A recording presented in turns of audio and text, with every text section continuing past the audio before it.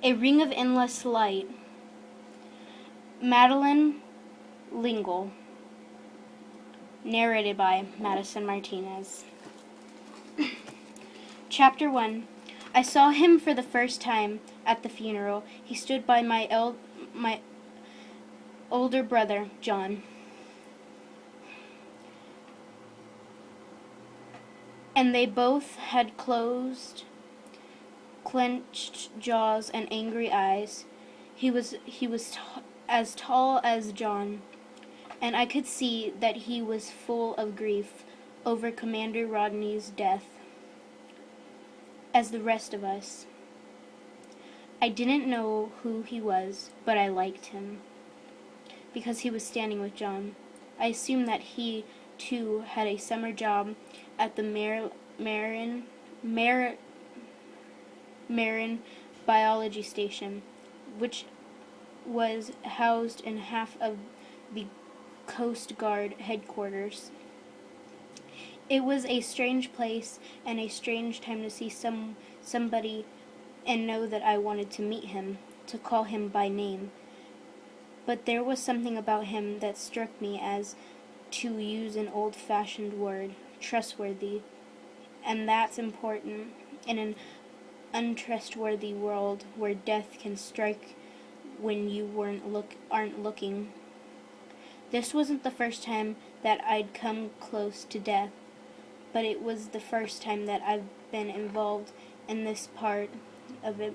This strange, terrible saying goodbye to someone you've loved. I was 16, almost. Even if not sweet. And I'd have my first proper kiss at 14, but I'd never before stood over at my first proper kiss at 14, but I never before stood at an open grave waiting for a pine box to be lowered into it.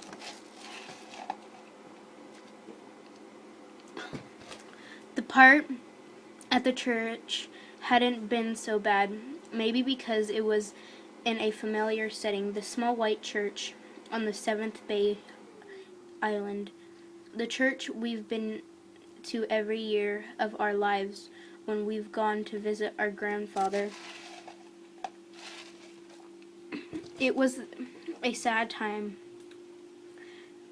the time at the church, yet it was somehow beyond time, on the other side of time.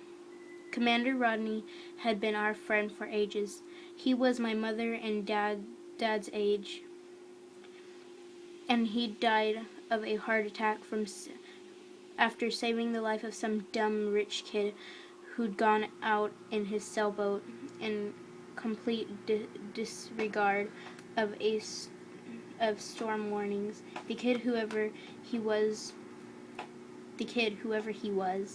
wasn't at the funeral. Maybe that was a good thing, because I, for one, held him responsible for Commander Rodney's death. And if I felt that way, what did Mr. Rodney and Mrs. Rodney and their kids think? No matter how often our doctor father said you could never be certain what caused a heart attack, blaming someone was no help at all.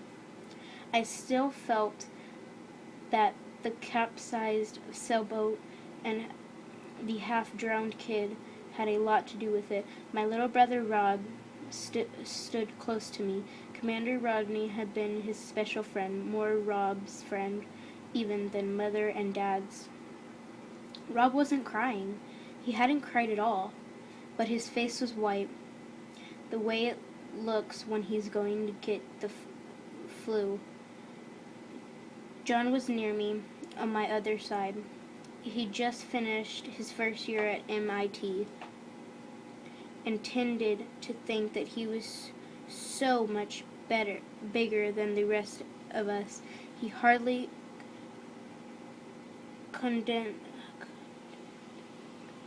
condensed to talk to us, but he reached out and held my hand firmly, something he hadn't done since we were kids. And on John's other side was this unknown young man with sea gray eyes. Well, like John, he probably thought he was too important to talk to anybody who wasn't in college. Behind them were people from the Coast Guard and Marin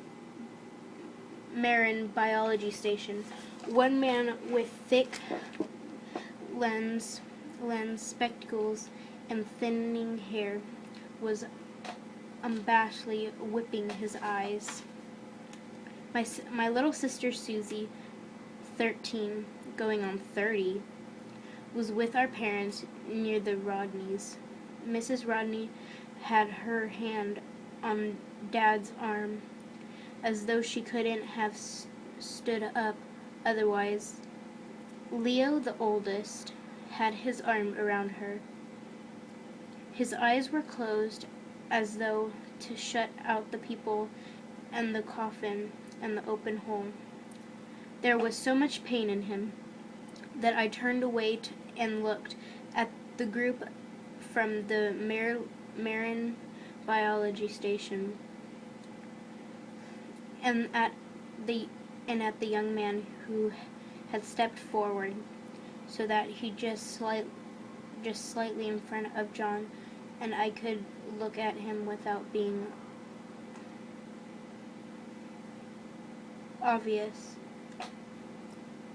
He was tall and thinnish, not skinny, and his hair was what Rob calls hair-colored hair, not quite brown, not quite blonde like mine.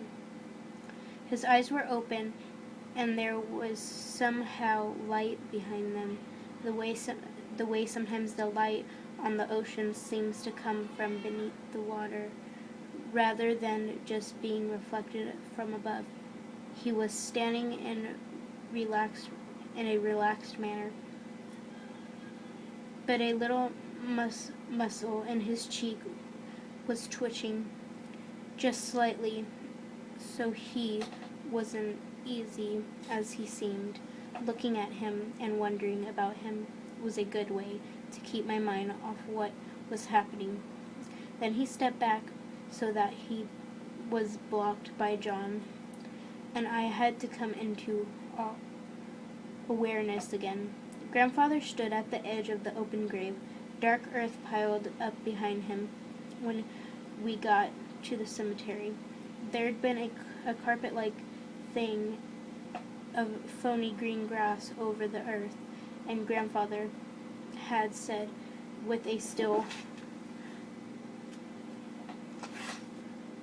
quiet still, "Take it away," and two of the Coast Guard's men had silently removed it. I wondered fleetingly what Mr. Hatchet, the regular minister, would have done.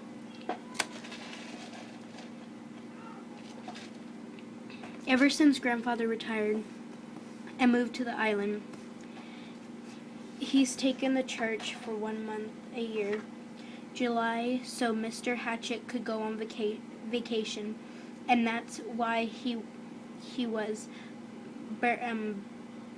burying Commander Rodney. His prayer book was open in his hand. Although he wasn't reading it, he looked as finely drawn and as beautiful as an El Greco painting. And it was Grandfather who made me want to weep. Wonder who'll be next to go, a woman behind us asked in a loud whisper. I shivered. The way you're supposed to if someone walks over the place where you're going to be buried. Grandfather's voice was low, and yet it could have been heard a mile away, I thought. You only are immortal the creator and maker of mankind, and we are mortal, formed of the earth, and the earth we shall return. For so did you ordain when you created me, saying, you are dust, and to dust you shall remain. All of us go down to the dust, yet even at the grave we make our song.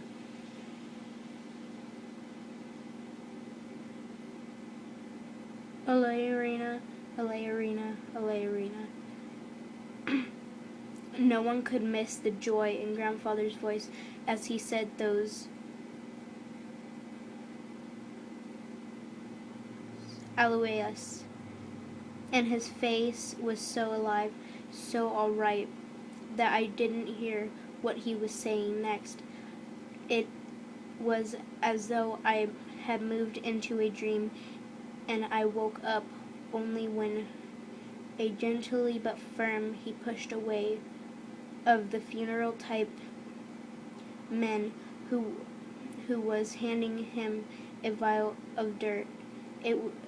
It was obvious he was making the funeral people feel frustrated, rejecting their plastic grass and their plastic dirt.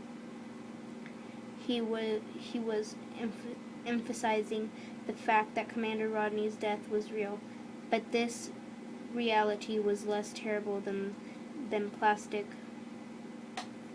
pretense. Guys, I'm going to have to cut it off here. The video is getting a little long. Yes, this is a book from a library, and I hope y'all enjoyed this. This is still chapter 1. I don't know how many pages I have to go till I'm at chapter 2, but I will read the rest tomorrow or the next day or whenever. But yeah, guys, bye. Subscribe.